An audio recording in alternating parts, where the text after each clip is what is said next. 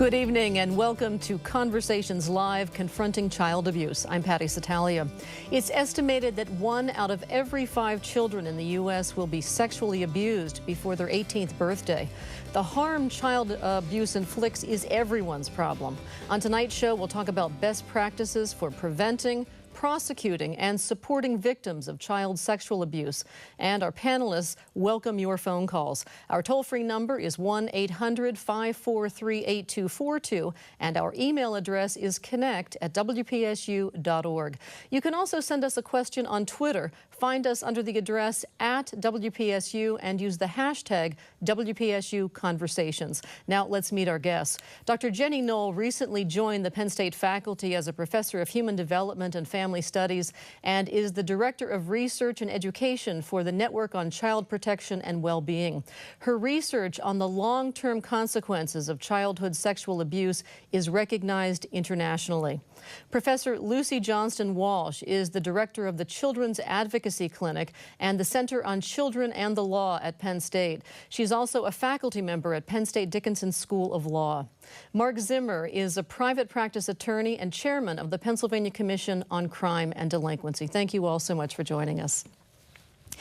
If any good resulted from the Sandusky scandal, I think we would probably all agree it's that it has shined the national spotlight on this problem. And in fact, Penn State has made a commitment to become a national leader in this. So I'm wondering, Jenny Knoll, what does that mean exactly? What's needed? Yeah, right. Thanks, Patty. It's indeed unfortunate that it took a tragedy to bring the national spotlight this way.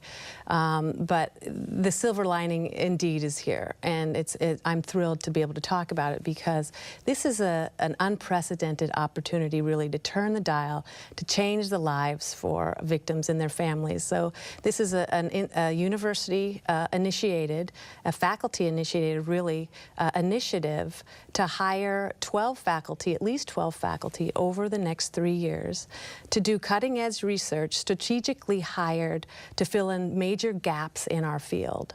So it's a multidisciplinary coalition really of faculty that will come together to solve some major problems for these families and do things like promote models of detection and prevention and treatment of child maltreatment. So this is really the first of its kind in the nation and the first initiative to really turn the dial on child abuse. She used the word multidisciplinary, and that seems to be at the core of Penn State's conference on child abuse and well-being, child protection and well-being. So I wonder from you, Mark Zimmer, what is this multidisciplinary investigative team, or MDITs? What's so new about them, and why are they so important in investigating and prosecuting child abuse? Well, much as you had already said, they aren't as new as we think they are, but because the spotlight is now shining in this area, people are starting to recognize them. They've been around for probably about 20 years.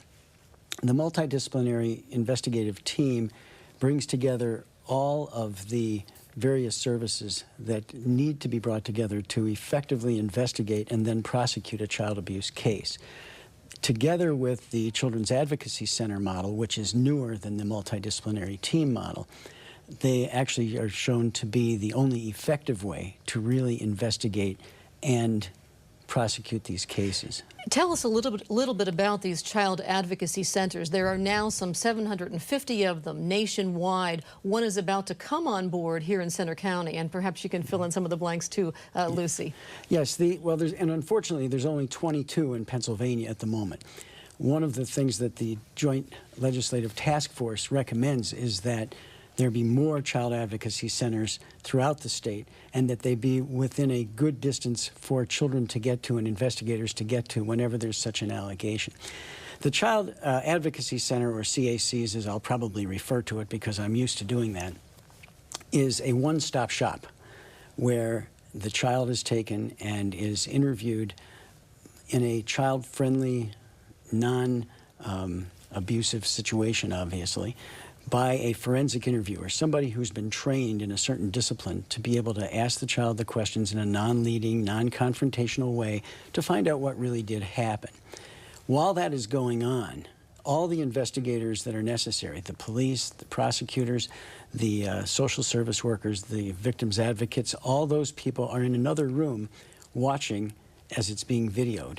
And so they don't need to have 4 or 5 interviews. When I started prosecuting these cases some years ago, before I ever got to meet with the child was probably interviewed 4 to 5 times. And that in and of itself is another stress, is another abuse abuse in a way. Yes, and the other thing is you then, because just like with everybody else, you ask the same person to tell the story a few times. I don't care if you're 5 or 55, you're going to wind up saying it slightly different each time.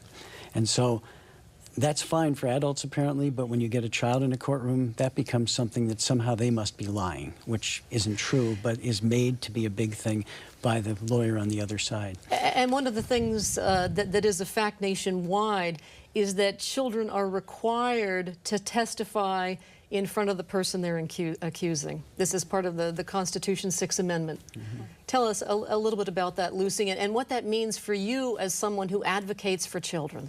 Well, I think the value of the CAC model or the MDIT model is that there's one interview and the child won't have to go through that. And a lot of times the courts can just use the videotape that's made if they're able to use some of that evidence as part of the court proceeding, or have other ways that they can protect the child during the court proceedings. So the whole value of this is having greater access. That's what we were trying to promote yesterday in the conference, was that we need children to be able to be living closer to these centers so that the children can go through the interview only one time. Yes, there is the requirement that you confront the accuser in court, but we have made our courts a little more child-friendly in that way. And Mark can certainly talk about that more. Yes, and there's been a number of initiatives along those lines over the past 20 years in Pennsylvania. Pennsylvania's Supreme Court and Constitution is very favorable towards the private citizen. So there have been an awful lot of these laws that have been found either partially unconstitutional or unconstitutional because in Pennsylvania, as you've said, we have to face our accuser. And so it becomes extremely difficult to go through with that. But there have been some changes made in that area. Speaking of change, do you think the fact that there are CACs and more hopefully coming online that will change that number of only 1 in 10 victims ever comes forward to prosecute? Who do you want to who do you want to take that question? Mark, take that first and we'll go back to Lucy. I don't know if it's going to change the number of coming forward unless it's shown publicly that it is helpful to the victim long term. And I think that the CACs help the victim long term because they can get them to the right agency, the right help both medically and emotionally and mentally to address what they have to address to go forward and to get beyond well, let's talk a little bit about the outcome, because most times when a case, when a child comes forward and says that they've been victimized and a family decides to take this to the police, to the authorities, the outcome is favorable. Well, with a CAC that's operating well, yes. And when there is treatment available, yes. But unfortunately, a lot of our victims don't end up in treatment. It's sometimes expensive, it's sometimes hard to get, and especially in rural areas, there isn't the expertise there. So one of the things that we need to advocate for is good treatment models and dissemination of good treatment and access to treatment and overcoming the barriers to treatment. Because what we know is, and you said it, Patty, child abuse is everyone's problem. It's everyone's problem because untreated abuse, untreated cases, these victims go on to have a host of problems. Well, and it's not, you know... First tell me what is good treatment, and then I want to find out about this host of problems, right, because I think people will be surprised that among them is a physical problem, like an increase in the cancer rate among people who've been abused. Exactly. So effective treatments are trauma-focused treatments and specialized training, and there's specialized training centers around the country that produce evidence-based practitioners, and these are really treatments that focus on how the parent can best help the child deal with their traumatic post-traumatic symptoms, how to help an older child, say, deal with the recurring memories and anxiety and sleep problems, maybe nightmares and recurring thoughts and re-experiencing of the trauma, things that get in the way of them being able to operate, you know, in school and be socially, you know, adept and be able to be productive citizens as they go forward in life and transition to adulthood in a viable way. One of the first things a parent can do to support a child who's been abused is believe them. Right. I mean, some of our research shows that the single best thing that can happen to a child is that a non-abusing caregiver believes them. And not just a non-abusing caregiver, but the social workers and the people at the advocacy center who are there, who let them know that they are safe now and they can begin the process of recovery. Lucy, there is a long legacy of skepticism, of credibility.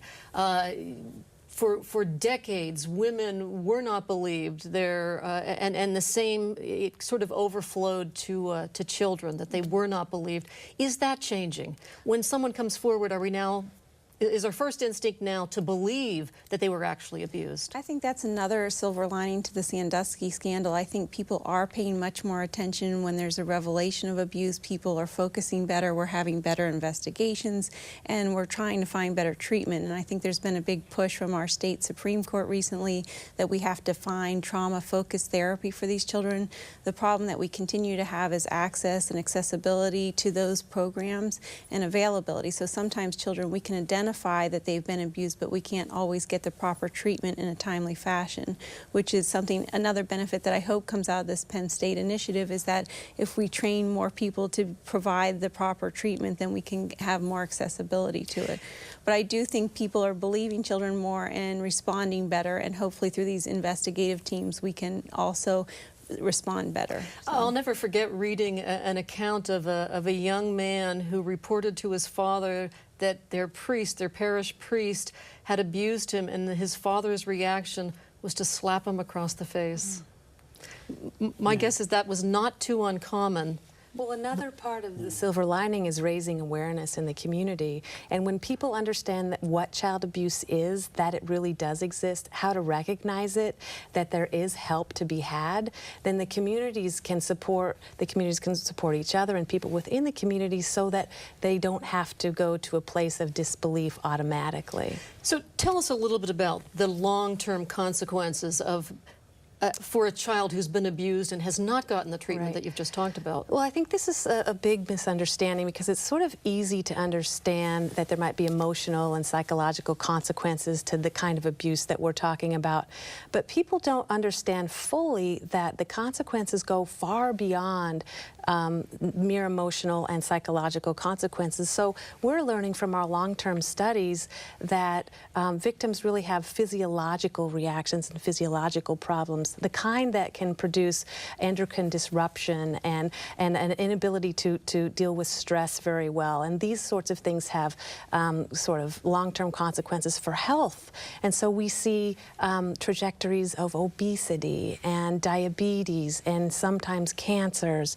And these are the consequences that if we don't deal with the chronic stress and the effects of chronic stress early enough, it can have a real combative effect on our physiological system.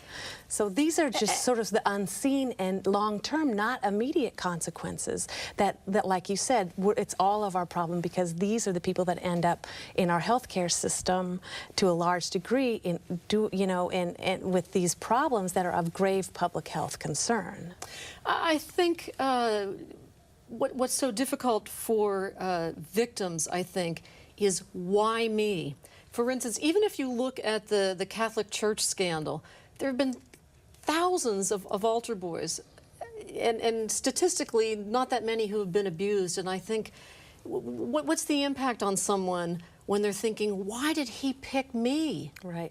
So one of the biggest things that we do is try to help the victim understand that they are not to blame and they are not a partner in this kind of abuse. It's particularly difficult with cases of incest, where this is perpetrated under the auspices of love and caring, and I'm your caring father and you are sort of my partner in this. It can very often put a sense of blame or guilt on the the victim. And that's some of the first things we try to eradicate in treatment is this is not something that you have to emblemize your entire life as a characteristic of yourself. But of course, then if you go forward, you may be tearing apart your family, Right. which of course adds to the problems. If you're just joining us, I'm Patty Statalia, and this is Conversations Live, Confronting Child Abuse on WPSU TV, WPSU FM in Central Pennsylvania, and on WQLN TV in Erie. Our guests tonight are Dr. Jenny Knoll from Penn State's Network on Child Protection and Well-Being, Professor Lucy Johnston-Walsh from Penn State Law's Children's Advocacy Clinic, and Mark Zimmer, the chairman of the Pennsylvania Commission on Crime and Delinquency. Our telephone number is 1-800-543-8242, and our panelists are ready to take your phone calls. If you'd prefer to email us, our address is connect@wpsu.org. You can also send us a question on Twitter. Find us under the address @WPSU and use the hashtag WPSU Conversations. The fact also remains that in 90% of the cases, the perpetrator is someone known to the child and the family. So, Mark Zimmer, if you could please shed some light on how we can recognize an offender, a pedophile, or an offender. I was going to say they're not all pedophiles. No, That's another one of the myths. In fact, one of the big misconceptions, I like to call it the boogeyman syndrome. The boogeyman syndrome is, I think, everybody in the public looks for the boogeyman to be the person that is going to do these horrible things to children. And if you don't look like the boogeyman, as you're perceived to be, then you didn't do it. And pedophiles, and I call them pedophiles because it's not a pediatrician, it's a pediatrician. So I was taught that years ago. But pedophiles are a very small minority of the offenders. Most offenders are what we call the situational offender. They're put in a position where, because of various stressors on their life, because of what's going on, because of who they are or aren't, they decide that this is something that they can do, and they do it. And in those situations, oftentimes they don't have multiple victims. Pedophiles have multiple victims over multiple years, and it's very difficult to pick them out. And the reason it's hard to pick out pedophiles is because this is what they do, and they're very good at it. And as part of being very good at it, they're very good at hiding who they are. People very, very close to them have no clue, and they put themselves in a position to make sure they have access to the children. In a lot of cases, pedophiles have a very small area where they're sexually attracted. For instance, boys between the ages of 11 and 13, or girls between the ages of 11 and 13. So the pedophile has a big problem from their perspective. That is, people grow up and they're no longer attractive to them. So they have to have a grooming time before the 11-year-old that I'm giving as an example. They have to have the active time during the time that they're attracted to these people. And then they have to have the time where they let them down while they're still grooming others. So they have to have a continual feed of children to be able to do this. And normally when you catch a pedophile, it's not because you, me, or Lucy can actually pick them out and say, that's a pedophile. It's because they have let someone who is now 14 down the wrong way, or because the 14-year-old is seeing his or her sister coming into this grooming process. Those are the ways you usually catch them. And once you catch them, they're there for, you unleash Pandora's box. Tell us a little bit about the juvenile offender, because 1/3 of child sex abuse cases involve a juvenile offender. And juvenile offenders are even harder to understand because most people go, what do you mean the juvenile's doing it? Where did they learn this? As a prosecutor, when I hear there's a juvenile offender, for instance, a 14-year-old having sex with 7-year-old girls, I immediately say, who's abusing the 14-year-old? Because that's, at that point, unless the child is wired wrong, if you'll excuse that general phrase, unless they're wired wrong, they're learning this from somebody. And there's a vertical line to go through to find who abused that person, who abused that person. And you look at it from that perspective. But and that's truly sad. But and we're seeing that more and more in the cases you mentioned, the priest cases. We're seeing that in those types of situations, especially when it's a power abuser, a priest, a coach, a youth director at a camp, things like that. That's where we're seeing it. Legally, from what I'm reading, we have made tremendous progress, although there's still more to be done. But I'd like you to comment a little bit on our policies and approach legally to child abuse. By policies and approach, Well, in other words, I'm thinking of prison terms. I'm talking about when they're released and restrictions on where they can live, and how effective are the strategies that are in place right now to deal with offenders, sexual offenders? I don't think they're as effective as they should be, because I don't think we've even scratched the surface on what needs to be done to address the offender's problem. I don't think we know how to take care of these individuals. We don't know what to do with them. We don't understand how they operate. We don't understand how to change their modus operandi, if you will. Well, it's interesting because you read that we're spending, for every dollar that we're spending on treatment, we're spending a penny on prevention. Mm-hmm. And that makes me kind of follow up on what you just said. What are we doing? What should we do to stop the demand or I don't know if you call this an illness, but how do you stop the sexual abuser? Well, part of it is the prevention programs, and that's also something we're trying to work on at Penn State, is that if we have evidence-based prevention programs, helping parents with parenting skills in programs that work. We can't just show them a video and say this is how to be a parent. We have to have some really high-quality parenting programs that can really improve outcomes for those children if we can have better education programs and all types of prevention programs. And I think part of that is in raising the awareness of child abuse, just as you mentioned earlier, is that now these recent tragedies can really raise the awareness of what is child abuse, that it's not the stranger danger that we might have been teaching about years ago. Now it is somebody that you might know very well. And so as we raise the community's awareness of how child abuse occurs, and we can perhaps put in place some programs that we know work to prevent child abuse, then perhaps we can also turn the dial and change the story for some of these kids. Can offenders be treated, successfully treated? Mark? My belief is that most of them can't. And are most repeat offenders? You talked about the pedophile who obviously has a history, offender. Yes, but I don't know as we know whether most are repeat offenders. They may be repeat offenders with the same victim. Somebody, a stepfather who looks to the stepdaughter as somebody that he thinks he has the right to do this with. He may not do it with anybody else, but he does it repeatedly for a few years. So that's a repeat offender, in my opinion. Well, you bring up an interesting point, and that is we tend to think of the monster you talked about earlier, but in most cases, the offender is a father living in the home, a mother's boyfriend, or a father's girlfriend, or the babysitter. Mm-hmm. So tell us a little bit about, and then we're going to take a Twitter question, but tell us a little bit about how you educate parents that the real danger is someone who you know. Right, so I think you have to let parents know that if they have a suspicion or if they think something weird is going on with someone who has access to their kids, they should pay attention to that. They should trust their instincts. And if they feel like that there's a situation in which they need a little bit more monitoring, or their child comes home afraid or doesn't want to be with that person, that is worthy of further discussion and monitoring, because parents have to understand that this is how it works.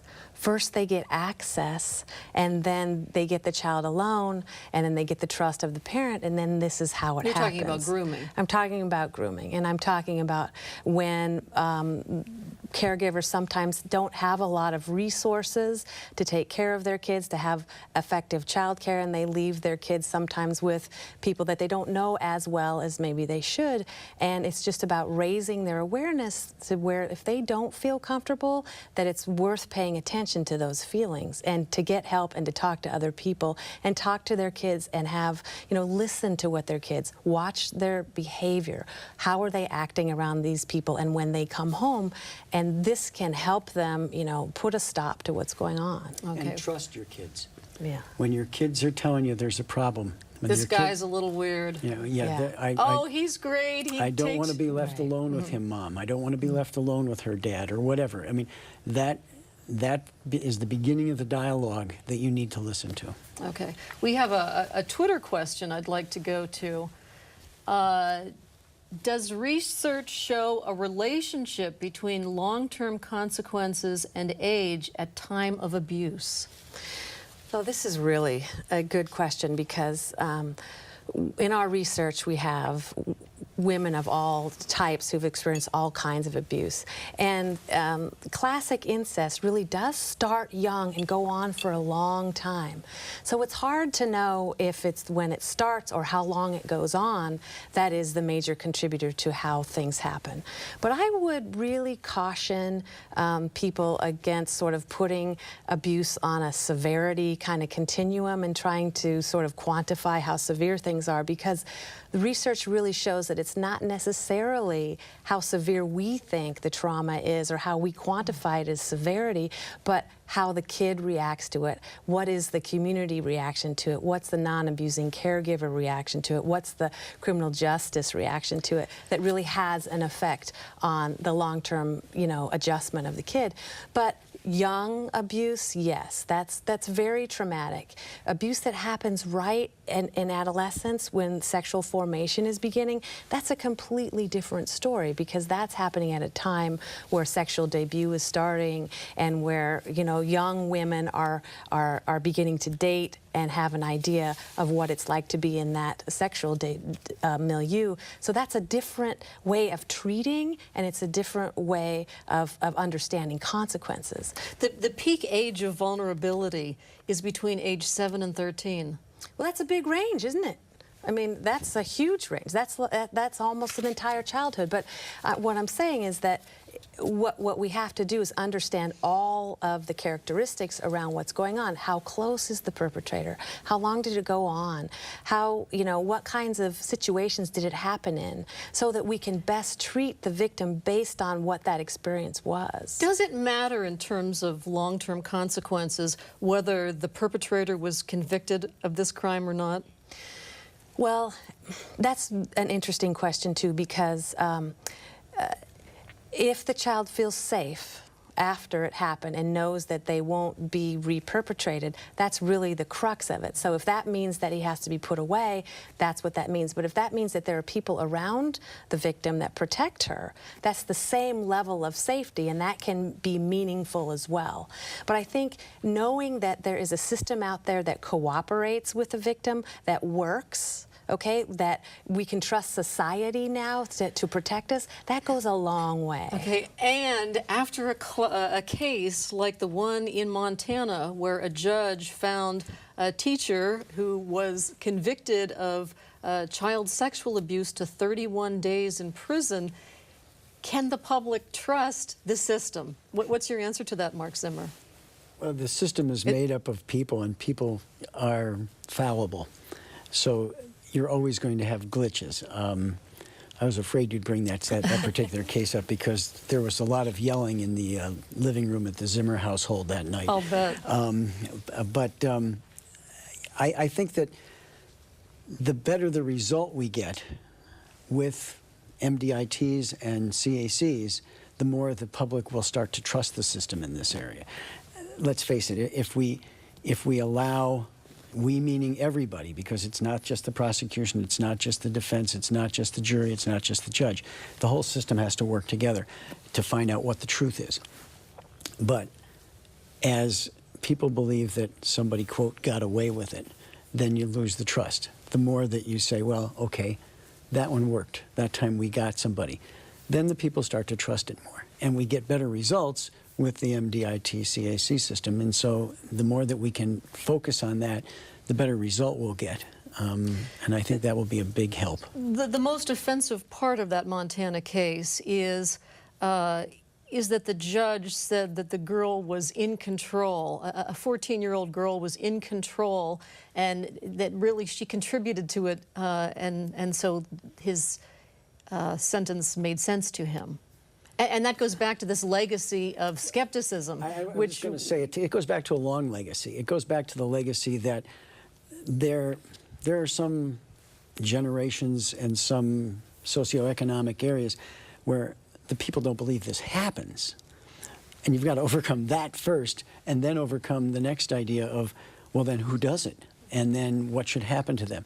And if you're still at the infancy of understanding that this even happens, then trying to cope with what the person did or trying to find a reason for it leads you to an aberrant result. Okay. We go to Jackie, who's calling us from Du Bois. Jackie, go ahead, please. I myself am a surviving victim, and I've known other victims. And it seems to me that a lot of times the other adult members of the household, like in my case it was incest, I was molested by my father, but my mother seemed to turn a blind eye. And I have a hard time with that, you know, and I don't understand it. Mm-hmm. And, you know, what do these kids do, you know, in that situation? Lucy, can you respond to that? Yeah, I mean, I think that's you know, very concerning, and I think that's something that we're also trying to change. So if there's people that are aware of abuse going on and letting it go on, that they can also be considered perpetrators of child abuse, and that's something. Another positive result of Sandusky is that we're about to make major changes to our laws in Pennsylvania, how we define abuse, who's a perpetrator of abuse, and who's legally required to report abuse. But Jackie, your story is not that unusual, unfortunately, and I think that's something that we also hope to change through public education, is making people more aware that, you know, your mother had some obligation to report that, or to make people aware of what was happening to you. It's all too common, unfortunately. What generally is the reason why a spouse, she said that her mother turned a blind eye. Do you believe that most spouses recognize this?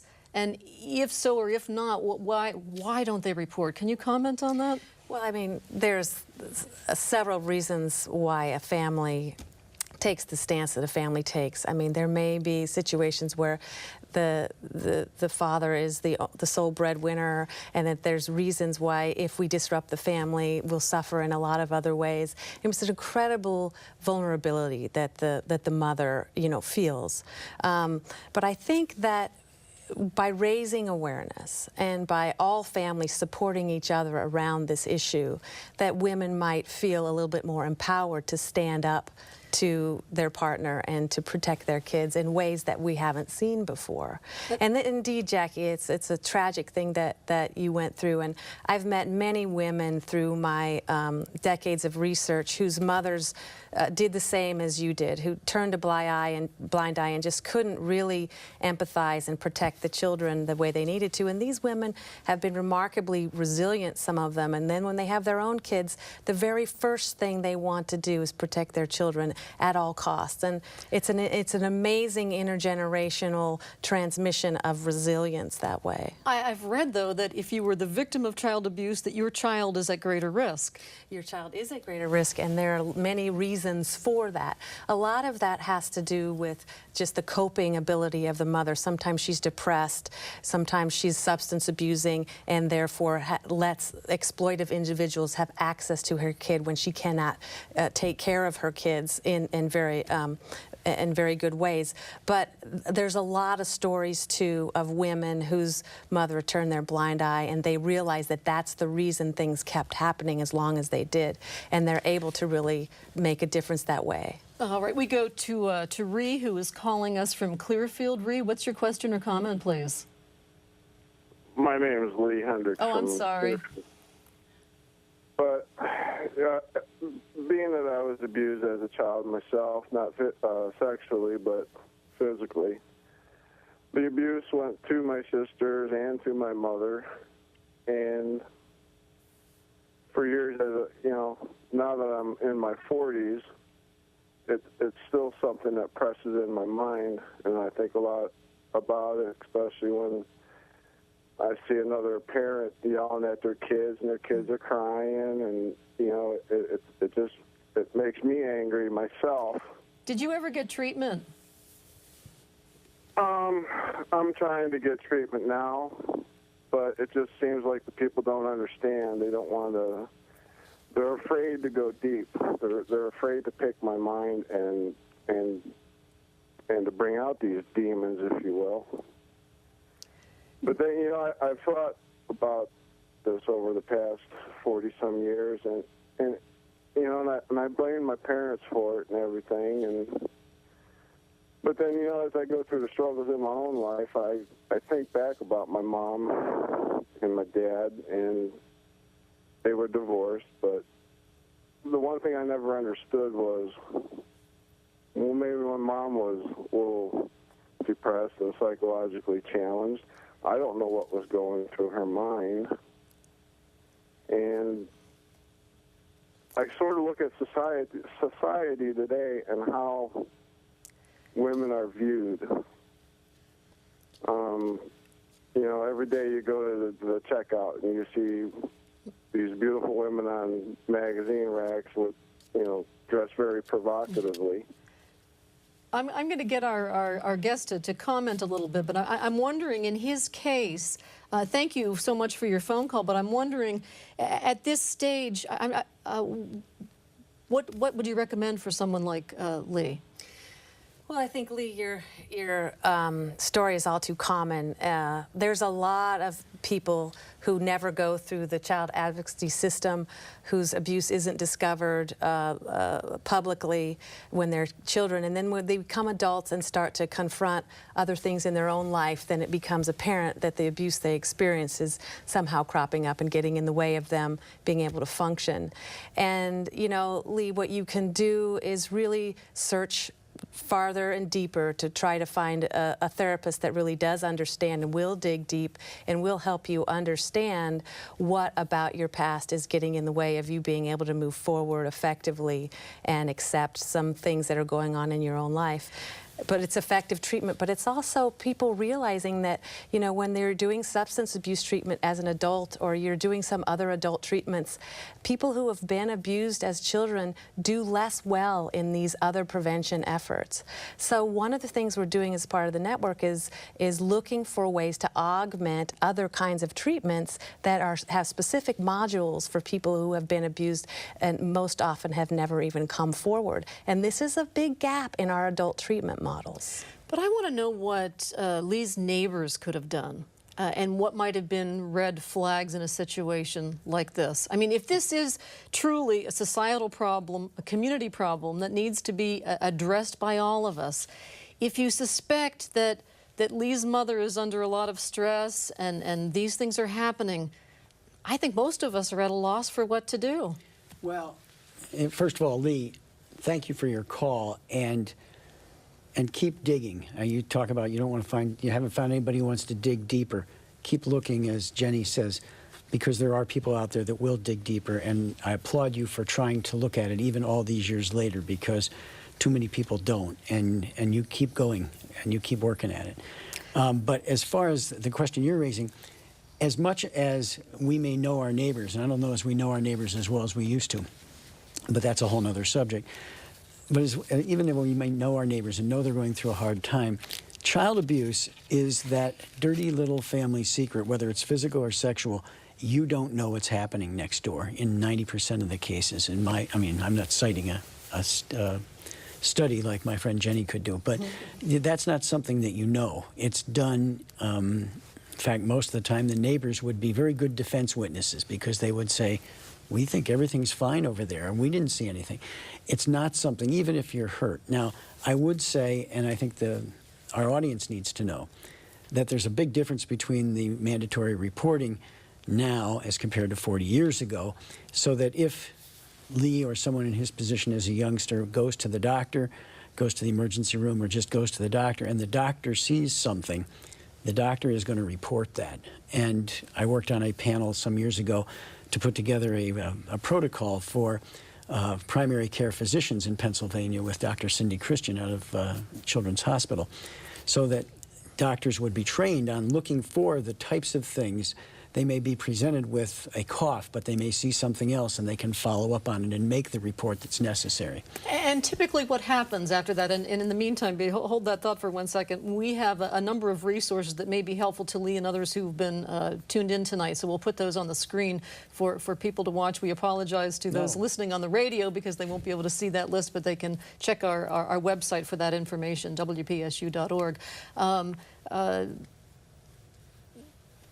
I forget what my question was to you. About making the report. About making the report. Okay, so the doctor suspects this. He's a mandatory reporter. What then? What happens next? Well, if the doctor makes the report goes to Childline, and Childline then disseminates it to the Department of Children and Youth Services or Child Protective Services.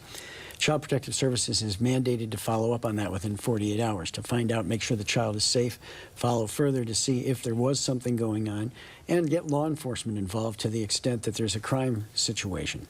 And then the multidisciplinary investigative team goes to work along with the Children Advocacy Center and whatever other doctor follow-up is necessary to try and address this issue at that point.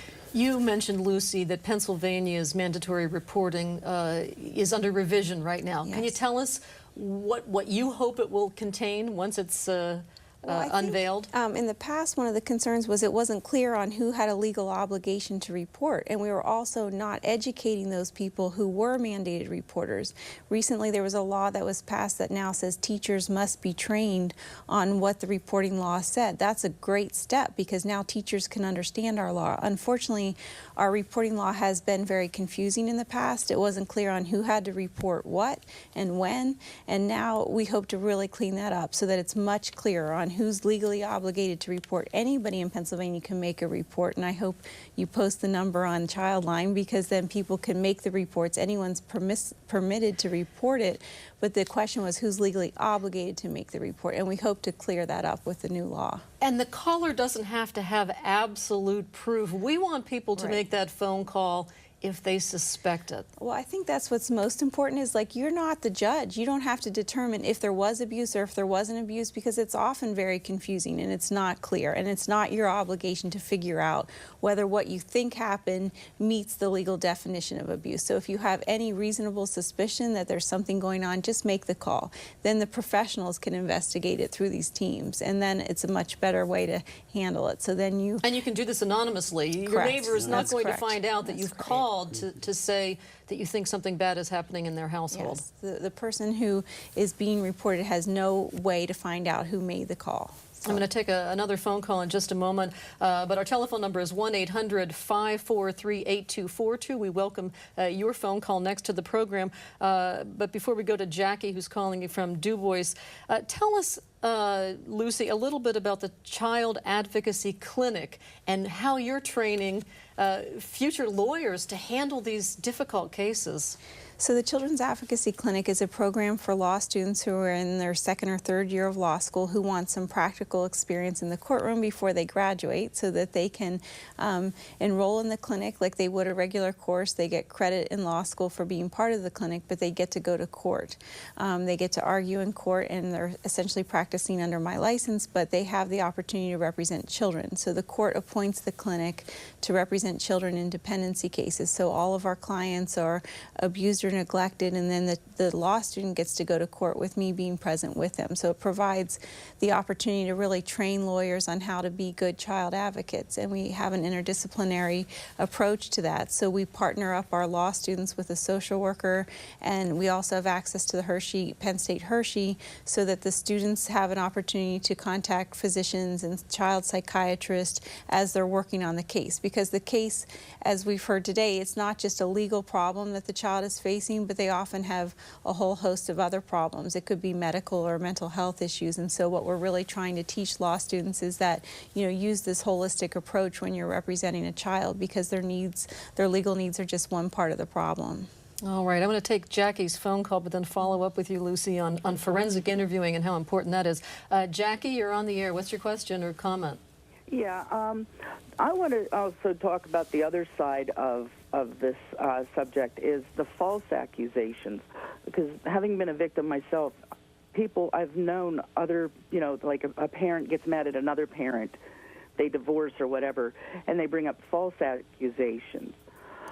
is there legal ramifications when, these accusations are made that are false? Because to me, I think it's very hurtful for true victims, and it makes, the people that are victimized, it makes it so much harder for them. Excellent point. Mark Zimmer, how common are false accusations, and what impact do they have on the legal process? I can't tell you what the percentage of false accusations is. I don't have those kind of figures. I can tell you that it does happen. I can tell you that to the extent that the accusations are made to police officers, that's false reporting to law enforcement authorities, and it's punishable. It's a crime, and it is prosecuted. The false, and I know what you're talking about, Jackie. Unfortunately, sometimes in nasty custody cases, there are allegations made that are made solely for the purpose of attacking the other side and not because there's any kind of truth to them. I don't think that that's that common. I have seen it. I know for a fact that when a very litigious custody case is going on and an accusation is made, that every one of the investigators looks very carefully at that particular allegation. I will also say, and I know I'm going back to the same theme, but it's because it works, the multidisciplinary investigative team and the CACs working in an area, if they get a false allegation, they're going to be the ones that can unearth it faster than anybody else can, any other way that it's ever done. I mean, that particular model not only works to make sure you get to a perpetrator, but it also makes sure that it absolves people that are being falsely accused very quickly. Okay, anything to add to that, Jenny or Lucy? I was just going to add, I think the legislature is currently considering stiffening the penalties for people that make false reports. So that's another piece of legislation that's coming forward right now. There's a whole package of bills that are passing through the House and Senate right now, and that's one of them that I just read that's really going to change the penalties for that. Okay. Jenny, anything to add?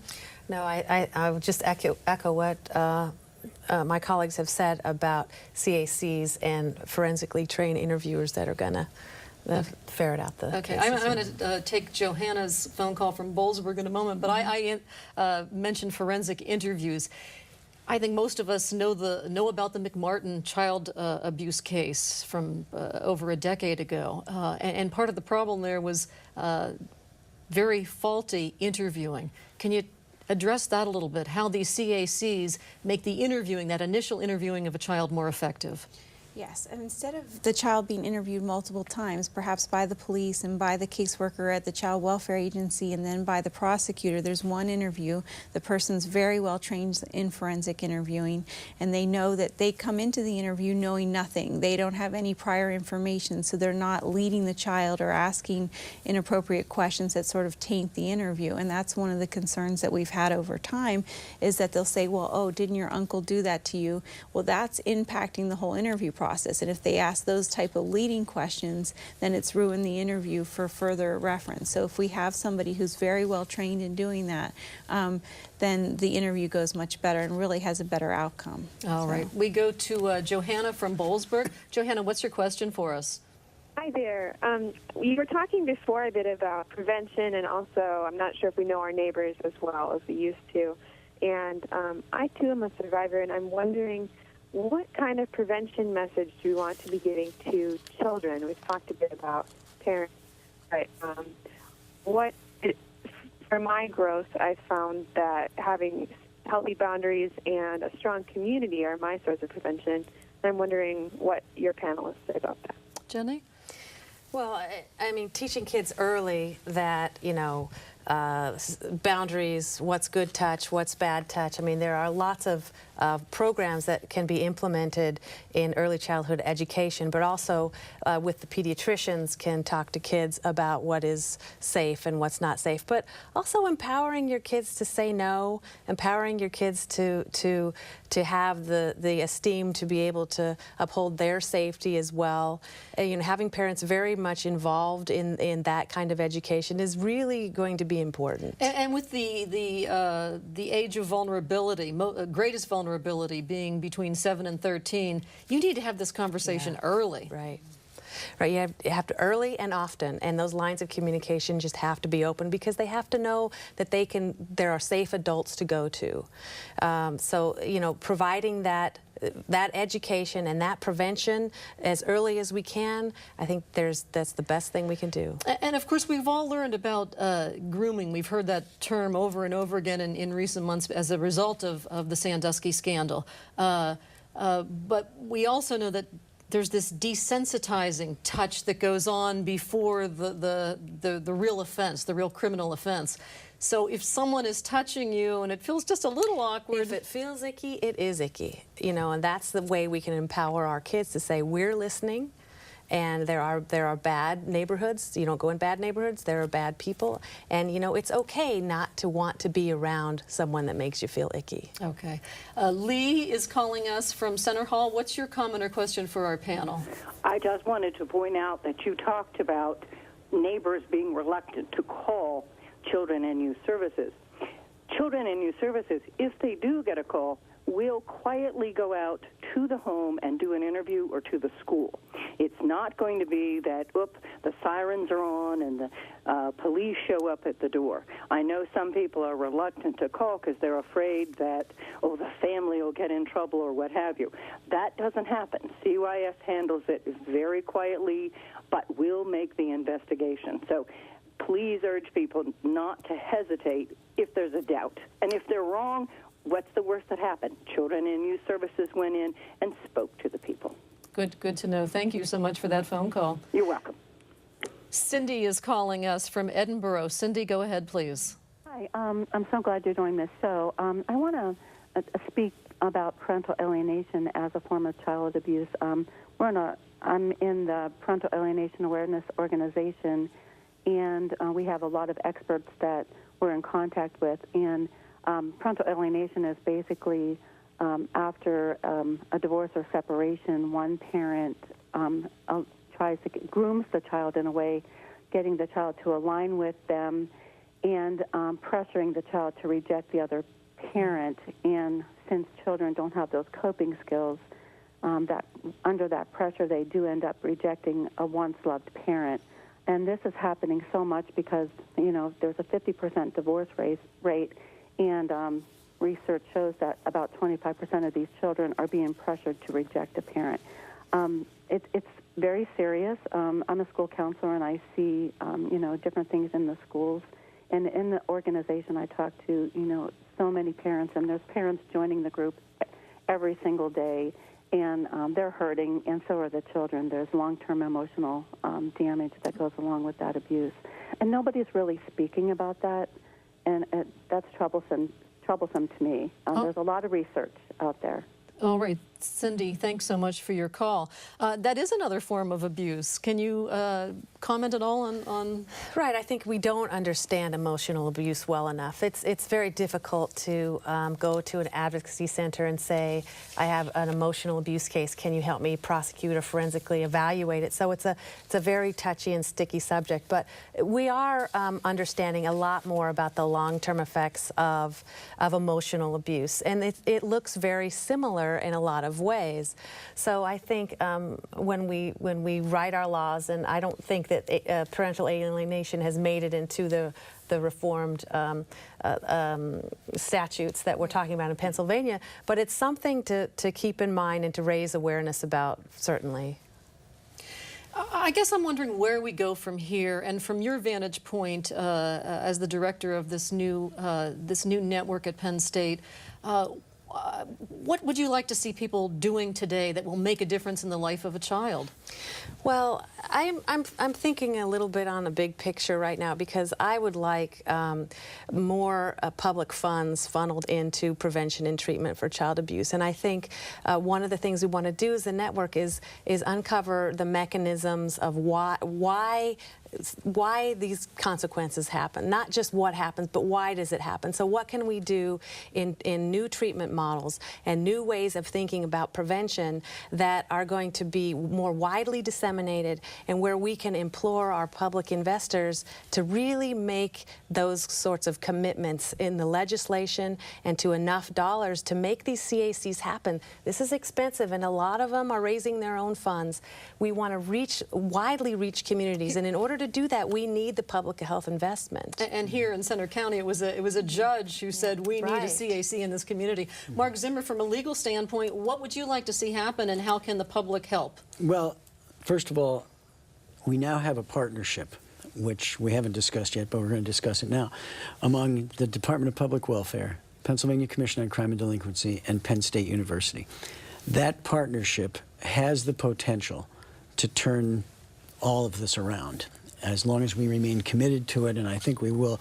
One of the things we learned at our conference yesterday is there's a great deal of excitement, a great deal of hope and willingness to work together to do something. And I think that there's all different aspects to that partnership. Lucy's hit on some of them there, and she's absolutely right. We need a commitment from our legislators and from the people that hold the public funds to say we need to put some money behind this to be able to fund these initiatives, not just for the purposes of effective prosecution, but for the child and all the things that affect the child. That's the important issue. That does impact on prosecution. It does impact on prevention, and it does impact, thank goodness, on helping the children. Lucy, what do we need from your vantage point? Just to change our laws and make it much more clear, and perhaps lower the threshold of what constitutes child abuse and clear up who's a mandated reporter. And after we change the laws, we really need to start the process of educating people about the new laws, because part of the problem is... What does constitute child abuse? Right now we have, it has to be serious physical injury, and that's part of our problem in Pennsylvania. Is our threshold for what constitutes child abuse is much higher than other states. And so I think under this new proposal it'll change. All right. All right, thank you all so very much. Our guests tonight have been Dr. Jenny Knoll from Penn State's Network on Child Protection and Well-Being, Professor Lucy Johnston-Walsh from Penn State Law's Children's Advocacy Clinic, and Mark Zimmer, the chairman of the Pennsylvania Commission on Crime and Delinquency. If you're looking for support around the issue of child sexual abuse, the National Sexual Assault Hotline provides free and confidential support. They can be reached at 1-800-656-HOPE. To make a report of suspected abuse, Pennsylvania's Child Line and Abuse Registry Intake Unit can be reached at 1-800-932-0313. And you can learn more about these resources on our website at wpsu.org/conversationslive. We hope you'll join us next month when we'll be talking about sports-related head injuries. For all of us at WPSU, thanks so much for joining us. I'm Patty Satalia. Good night.